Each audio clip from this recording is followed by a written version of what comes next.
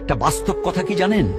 লুঙ্গিতে আগুন লাগলে যেমন লুঙ্গি খুললেও বিপদ, না খুললেও বিপদ, ঠিক তেমনি সমাজের কিছু মানুষ ও কিছু আত্মীয় স্বজন আছে যাদের সাথে সম্পর্ক রাখলেও বিপদ, না রাখলেও বিপদ। কারণ অতীতে মানুষের কাপড় ছিল নোংরা কিন্তু মন ছিল পরিষ্কার। আর বর্তমানে মানুষের কাপড় খুব পরিষ্কার কিন্তু মন খুব নোংরা। একটা বাস্তব কথা কি জানেন?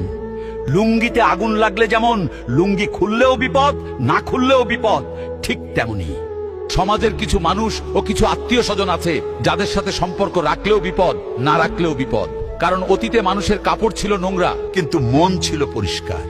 আর বর্তমানে মানুষের কাপড় খুব পরিষ্কার কিন্তু মন খুব নোংরা। একটা বাস্তব কথা কি জানেন?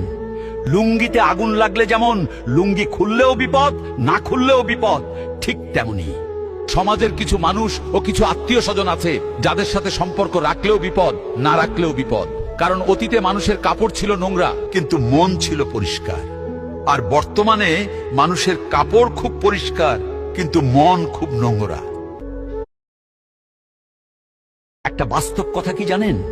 লুঙ্গিতে আগুন লাগলে যেমন লুঙ্গি খুললেও বিপদ, না খুললেও বিপদ, ঠিক তেমনি সমাজের কিছু মানুষ ও কিছু আত্মীয় স্বজন আছে যাদের সাথে সম্পর্ক রাখলেও বিপদ, না রাখলেও বিপদ। কারণ অতীতে মানুষের কাপড় ছিল নোংরা কিন্তু মন ছিল পরিষ্কার। আর বর্তমানে মানুষের কাপড় খুব পরিষ্কার কিন্তু মন খুব নোংরা।